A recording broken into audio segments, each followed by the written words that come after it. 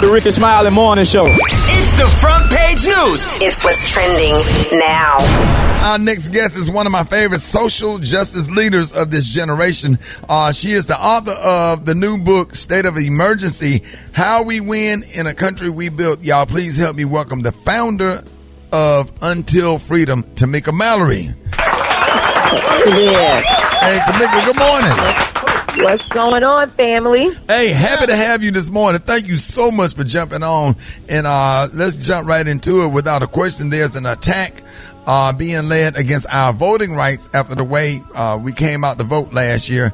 Tell everybody, what happened at the Capitol yesterday where Congressional Black Caucus Chair Representative Joyce Beatty was arrested along with your Until Freedom co-founder, Linda Sarsour. Yes, Linda was there, and it was led actually, and we were pulled together by Melanie Campbell of the National Coalition of Black Civic Participation and the Black Women's Roundtable. She called a number of us and asked us to participate in yesterday's action. And of course, Congresswoman Beatty was there. And by the way, I really want to salute the Congresswoman for her leadership. As you know, Washington has become a very difficult place to navigate. I guess it always has been, but particularly right now, while we're dealing with this sort of split in power.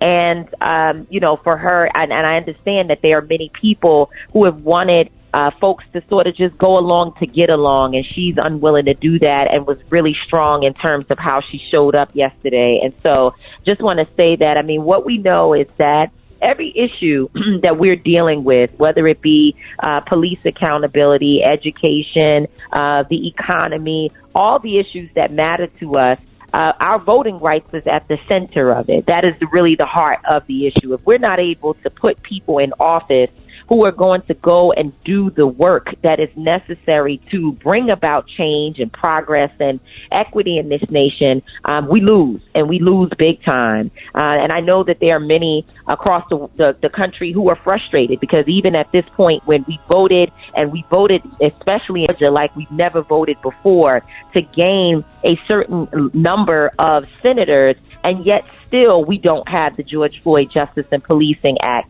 Now our voting rights are under attack, and we still are unable to do things like ending the filibuster, which is a huge obstacle to progress.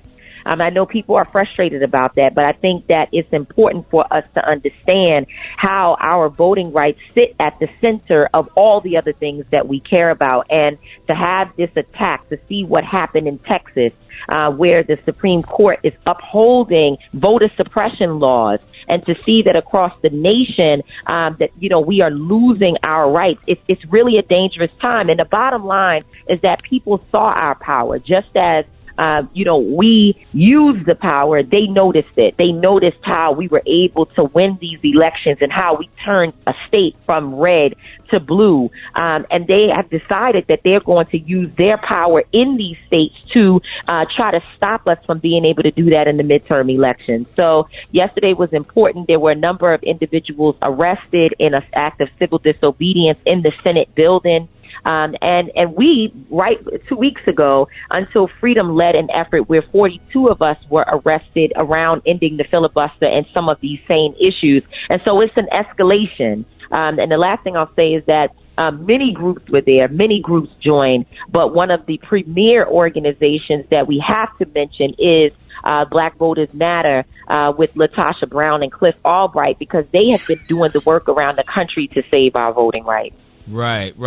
So you're speaking about the move that the Texas Democrat, and you said a mouthful right there, the Texas Democrats made to work on blocking these restrictive bills in their state. Are you hearing that maybe this will encourage other Democrats in other states to take back their power in the same way, using the same type methods? We're hoping so. And, all of us have a different role. Obviously, you all on radio and in the media have a role of continuing to bring awareness to these issues. We as organizers and activists have to keep the streets hot. The elected officials have to figure out where their power lies. And I think what we saw the Democrats do is an example of the type of sacrifice and also creative thinking that has to be done at this time in order for us to try to keep this thing stabilized, and then hopefully, eventually, we will be able to actually pass the voting rights bill. But of course, we have to say we cannot in any way excuse the administration. They have a role as well. The President Biden, said the other day when talking in his speech about voting rights, he asked whether or not the Republicans have any shame. Have you no shame? No, they don't. They don't have shame. We know that. And we are not going to gain any wins by trying to be a part of a kumbaya choir where we have people who are Democrats like Sinema out of Arizona and Joe Manchin out of West Virginia, right, trying to bring Republicans into the fold and hoping that we can have some level, even if it's at a small level, some level of bipartisanship. These folks have proven that regardless of whether it is morally correct or not, they are going to stand 10 toes down on their politics, and they're going to stand against our community. And so long as we keep playing with them and trying to organize with people who have proven that they are against us, we will lose. And this is not something that's happening in the future. It's not something that can happen. It is happening right now as we speak across this nation. And we've got to, I was going to say grow something else, but that's the wrong language for me to use early in the morning. So I will say that we have to have courage. Right. And we're going to have to see this administration do some things that are not going to be politically correct, nor will it be comfortable, but it has to be done. And especially if they are going to repay those who put them in office. Hey, how can let everybody know how they can follow you on social media? So certainly you can go to Until Freedom on everything. We're on Facebook.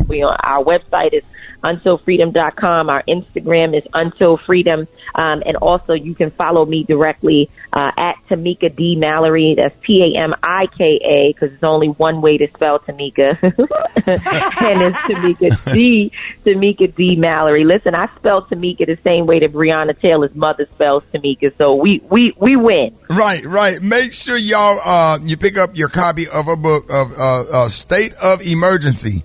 State of Emergency. Make sure y'all check that out. Ladies and gentlemen, y'all give it up, and thank you so much. Y'all give it up for Tamika Mallory. Yes, ma'am. We really appreciate you. It's Rickey Smiley Morning Show. It's Rickey Smiley